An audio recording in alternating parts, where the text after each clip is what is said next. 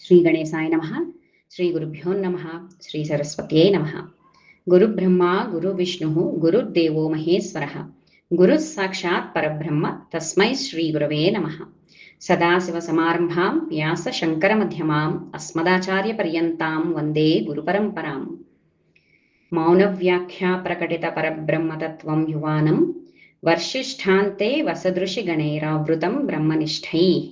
ఆచార్యేంద్రం కరకలిత చిన్ముద్రమానందరూపం స్వాత్మారామం ముదితవదనం దక్షిణామూర్తిమీడే. శృతిస్మృతిపురాణానాం ఆలయం కరుణాలయం నమామి భగవత్పాదశంకరం లోకశంకరం. సకుంకుమ విలేపనాం అల్కచుంబి కస్తూరికాం సమంతహసితేక్షణాం సచరసాపపాశాంకుశాం అశేషజనమోహినీం అరుణమాల్యభూషాం వరాం జపాకుసుమభాసురాం జపవిధౌ స్మరేదంబికాం. శ్రీమాత్రే నమః. ఈరోజు మనం 15, 16, 17 ఇవి మూడు ఏంటంటే అమ్మవారి సరస్వతీ స్వరూపానికి తగిన శ్లోకాలు అన్నమాట. ఇవి చూసుకుందాం. ముందుగా 15. శరజ్యోత్స్నాశుద్ధాం శశియుత జటాజూట మకుటాం వరత్రాసత్రాణ స్ఫటిక ఘటిక ఆర్ ఘుటిక ఏదైనా పర్వాలేదు. వరత్రాసత్రాణ స్ఫటిక ఘటిక పుస్తకకరాం సకృన్నత్వా కథమివ సతాం సన్నిదధతే మధుక్షీరద్రాక్ష మధురి మధురీణా ఫణితయ. అంటే శరత్కాలపు వెన్నెల వలె తెల్లని కాంతులతో చంద్రుని అలంకరించుకున్న జటాజూటముతో వరదముద్ర, అభయముద్ర, స్ఫటిక జపమాల, పుస్తకము చేతులలో దాల్చిన నీ రూపమును, ఏ రూపం అది? శారదా రూపం. ఒక్కమారు నమస్కరించిన సత్పురుషులకు తేనెతో పాలతో ద్రాక్షతో పోల్చిన మధురవాక్కులు ఎటు లభింపకుండాను. ఈ శారదా ధ్యానం వలన చక్కని వాక్శక్తి లభించి తీరుతుందని తాత్పర్యం అన్నమాట. ఇది సర్వశుక్లా సరస్వతి స్వరూప ధ్యాన మహిమ. తెల్లగా ఉంటుందన్నమాట సరస్వతీదేవి. మీరు ఒక్కసారి బొమ్మలో చూడండి. ఇందులో స్మరించదగిన లలితానామాలు ఏంటంటే సరస్వతి, శాస్త్రమయి, వాగ్వాదిని. ఇక్కడ శరదృతువులోని వెన్నెల వలె నిర్మలమైన కాంతితో ప్రకాశించే దేవిని ఆదిశంకరులు ధ్యానిస్తున్నారనమాట. మనకి ఈ సరస్వతి రూపం జనరల్గా కూడా మనకు చూస్తే స్ఫటికమాల, పుస్తకం, వీణ ఇవన్నీ ఉంటాయి కదా. ఒక చేతిలో వర్ధముద్ర, ఒక చేతిలో అభయముద్ర కూడా ఉన్నాయన్నమాట. ఈ దివ్య రూపాన్ని ఒక్కసారైనా భక్తితో నమస్కరించిన వారి హృదయంలో వాగ్దేవి అనుగ్రహం ప్రవేశిస్తుందట. వారి మాటల్లో జ్ఞానం, మాధుర్యం, సత్యం, కరుణ సహజంగా వెలుగుతాయన్నమాట. ఇప్పుడు మనకి చూడండి, ఎంతోమంది ప్రవచనకారులు చక్కగా చెప్పేవాళ్ళు ఉన్నారు కదా. సామవేదం వారు కానీ, చాగంటి గారు కానీ, ఇలాగా వీళ్ళని మనం ఒకసారి తలుచుకుంటే వాళ్ళ మీద సరస్వతి కృపా కటాక్షం ఎంత ఉందో మనకు అర్థమవుతుంది అనమాట. అలాగే ఎవరైనా కూడా వక్తలు, చక్కగా మాట్లాడే వక్తలు ఉంటారు కదా, వాళ్ళందరూ కూడా ఎలా మాట్లాడుతున్నారు అంటే అది కేవలం వారిలో ఉన్న సరస్వతి స్వరూపం అన్నమాట. అందుకే వాళ్ళకొక్కసారి మనం నమస్కారం చేసుకుంటే సాక్షాత్తు సరస్వతీదేవికి నమస్కారం పెట్టుకున్నట్టే అనమాట.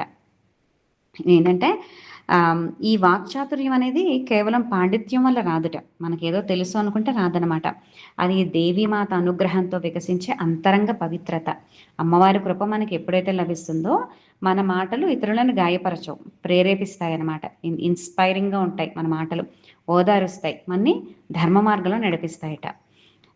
అలాగే మనం అమ్మవారికి దండం పెట్టుకునేటప్పుడు అమ్మవారి కృపతో నా వాక్కు మాధుర్యంతో నిండుగాక, నా మాటలు జ్ఞానానికి, కరుణకు, ధర్మానికి సాధనములు అవుగాక అని చెప్పి మనం దండం పెట్టుకోవాలన్నమాట ఎప్పుడు కూడా.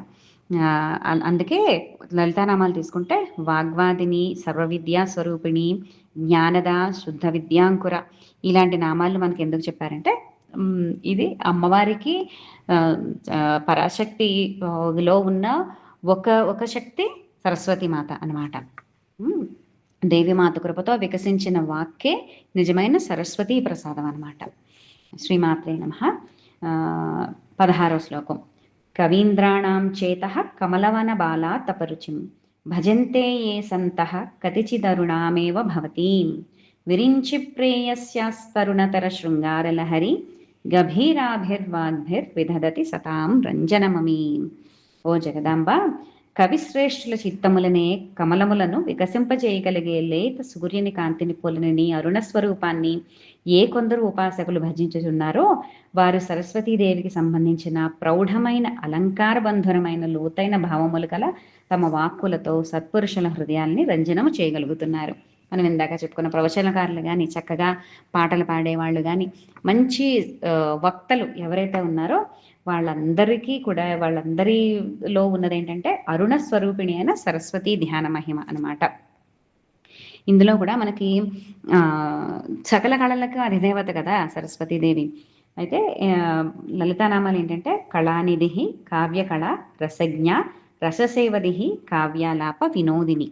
అమ్మవారి అరుణకాంతి అనమాట. అంటే కవిత్వం కానీ, కళలు కానీ ఏదైనా కూడా అది ఒక పదాల సమాహారమో లేకపోతే కొన్ని భంగిమలో ఇలాంటివి కాదనమాట. అదేంటంటే అది హృదయంలో వికసించిన దైవానుభూతి. అమ్మవారి కృప లభించినప్పుడు మాటలు ఉపదేశాలు అయిపోతాయి. మనం ఏం చెప్పినా కూడా అది కవిత్వం అయిపోతుంది. ఏదైనా చిన్నగా మాట్లాడితే భక్తి గీతం అయిపోతుంది. అనేక హృదయాలకి అది వెలుగునిస్తుంది అనమాట. మనకి చూడండి, ఏదైనా మంచి మాట విన్నప్పుడు, మంచి పాట విన్నప్పుడు తెలియకుండానే మనకు కొన్ని హార్మోన్స్, ఒక హ్యాపీ హార్మోన్స్ రిలీజ్ అవుతాయి కదా.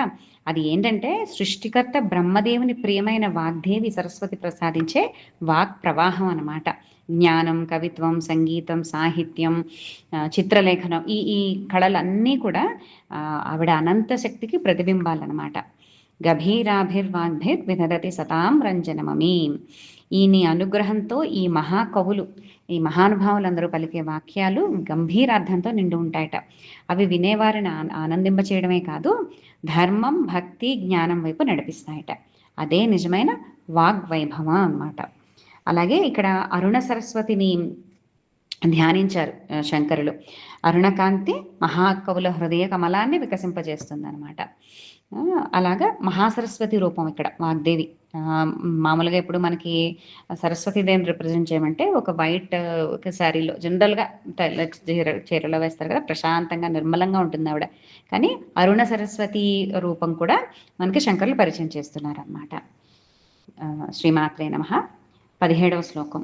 సవిత్రీభిర్వాచాం శశిమణి శిలాభంగరుచిభిః వసిన్యాద్యాభిస్త్వాం సహజనని సంచింతయత్యః సకర్తా కావ్యానాం భవతి మహతాం భంగిరుచిభిః వచోభిర్వాగ్దేవి వదన కమలామోద మధురైః.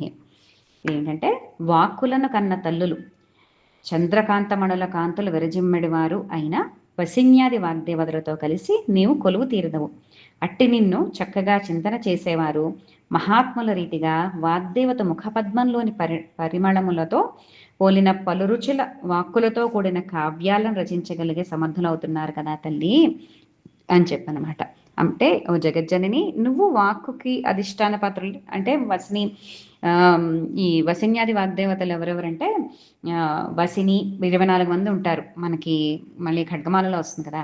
వసిని, కామేశ్వరి, మోదిని, విమల, అరుణ, జైని, సర్వేశ్వరి, కౌళిని, విద్యాయోగిని, రేచికాయోగిని, మోచికాయోగిని, అమృతాయోగిని, దీపికాయోగిని, జ్ఞానయోగిని, ఆప్యాయనీ యోగిని, వ్యాపినీ యోగిని, మేధాయోగిని, వ్యోమరూపాయోగిని, సిద్ధరూపాయోగిని, లక్ష్మీయోగిని, 12 యోగిని. అంటే గంధాకర్షిణి, రసాకర్షిణి, రూపాకర్షిణి, స్పర్శాకర్షిణి అధిదేవతలు అనమాట. ఈ 24 మూర్తులతో కూడిన లలితాంబను ధ్యానించడు దాని మహిమ పై శ్లోకంలో వర్ణించబడింది మనకి. అంటే 15, 16, 17 ఈ శ్లోకాలు సారస్వత సిద్ధికరాలు అంటారనమాట. అంటే ఈ వీళ్ళకి ఎవరైతే చెప్పారో, ఇలాంటి కవులు ఎవరైతే ఉన్నారో వాళ్ళు మహాకవిగా అవతరించేస్తారట. మనం కాళిదాసు గారి వృత్తాంతం తెలుసుకుంటే ఆయన నాలుక మీద బీజాక్షరాలు రాస్తుంది కదా అమ్మవారు. ఇంకా అక్కడి నుంచి ఆయన ఎంత మహాకవి అయిపోయారు అనేది మనందరికీ తెలుసు. అలాగే ఈ వసిన్యాది వాగ్దేవతలు ఎవరైతే ఉన్నారో వీళ్ళ పేర్లు మనం రోజు జస్ట్ అలా తలుచుకున్నా చాలుట. చాలా చాలా మంచిదన్నమాట. ముఖ్యంగా అసలు ఈ 3 శ్లోకాలు ఏవైతే ఉన్నాయో 15, 16, 17 కంపల్సరీగా చిన్నపిల్లలందరికీ నేర్పించేయాలన్నమాట. ఈ 3 చదువుకుంటే సరస్వతీదేవి వాళ్ళకి కావాల్సింది ఈ వయసులో వాళ్ళకి కావాల్సింది సరస్వతీమాత అనుగ్రహం కదా! ఖచ్చితంగా వాళ్ళు నేర్పిస్తే చక్కగా వాళ్ళ వాళ్ళ మెదళ్ళు ఇంకా చిన్న చిన్నగా లేతగా ఉంటాయి కాబట్టి వాళ్ళు ఈజీగా నేర్చేసుకోగలరు. మనం కొంచెం ప్రొనౌన్సియేషన్ మీద శ్రద్ధ పెట్టి వాళ్ళకి నేర్పిస్తే గనక చక్కగా నేర్చుకుంటారు. నేర్పించండి. రోజు వాళ్ళు చదువుకునేలా చేయండి. ఈ వాక్ సిద్ధి అనమాట. దీంతో వచ్చేది మనకేంటంటే వాక్ సిద్ధి వస్తుంది ఈ ఈ శ్లోకాలు చేసుకోవడం వల్ల. అలాగే అమ్మవారి అనుగ్రహంతో మనిషి కేవలం బాగా మాట్లాడే వ్యక్తి మాత్రమే కాదనమాట. ఇంకా ఏంటంటే సత్యాన్ని పలికే ఋషి, భక్తిని నింపే కవి, జ్ఞానాన్ని పంచే గురువుగా రూపాంతరం చెందుతాట. ఆ పిల్లాడు ఎవరైతే ఈ ఈ శ్లోకాలు చదువుకుని అమ్మవారి ఈ శుక్ల స్వరూపం అంటే శ్వేత సరస్వతిని, అరుణ సరస్వతిని ఆరాధిస్తారో ఇందులో చెప్పినట్టుగా ఈ వసిన్యాది దేవతల ఆశీస్సులు వాళ్ళకి ఎప్పుడూ ఉంటాయన్నమాట. నిజమైన వాక్ పటుత్వం అంటే ఏంటంటే ఇతరులను ఆకట్టుకోవడానికి మాట్లాడే మాటలు కాదుటవి. వాళ్ళు ఏంటంటే వాళ్ళ హృదయాల్లో వెలుగుని నింపడానికి మనం మాట్లాడే మాటలు అనమాట. అందుకే మనం ఏంటంటే అమ్మ నా వాక్కులో సత్యం ఉండేలా చూడు, అలాగే కరుణ ఉండేలా చూడు, నా ప్రతిపదం అమ్మవారి అనుగ్రహానికి ప్రతిధ్వనిగా మారాలి అని చెప్పి మనం ప్రార్థించుకోవాలన్నమాట. అలాగే 15వ శ్లోకంలో శరజ్యోత్స్న శుద్ధ శ్లోకంలో అమ్మ మధుర వాక్కును ప్రసాదిస్తుంది. 16వ శ్లోకంలో ఏమైంది? ఆ వాక్కు కవిత్వంగా వికసిస్తుంది. ఇక 17వ శ్లోకంలో అదే వాక్కు దైవజ్ఞానాన్ని ప్రసాదించే వాక్ శుద్ధిగా పరిపూర్ణతను పొందుతుందన్నమాట. ఈ 3 శ్లోకాలు కలిపితే మనకి సరస్వతీ తత్వం, వాక్ పవిత్రత, జ్ఞాన మహిమ అద్భుతంగా ఈ 3 కలిపి మనకి ప్రతిపాదిస్తాయి. అందుకని ఈ 3 కూడా చదువుకోవడం చాలా చాలా శుభదాయకం. అందరూ చక్కగా నేర్చుకోండి, మీ పిల్లలకి నేర్పించండి. శ్రీమాత్రే నమః. సర్వమంగళమాంగళ్యే శివే సర్వార్థసాధికే శరణ్యే త్రయంబకే గౌరీ నారాయణి నమోస్తుతే. మంత్రహీనం క్రియాహీనం భక్తిహీనం మహేశ్వరి యత్పూజితం మయా దేవి పరిపూర్ణం తదస్తుతే.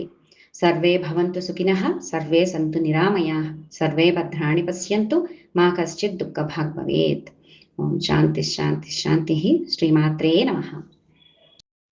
సర్వం శ్రీమాతా చరణారవిందార్పణమస్తు. స్వస్తి.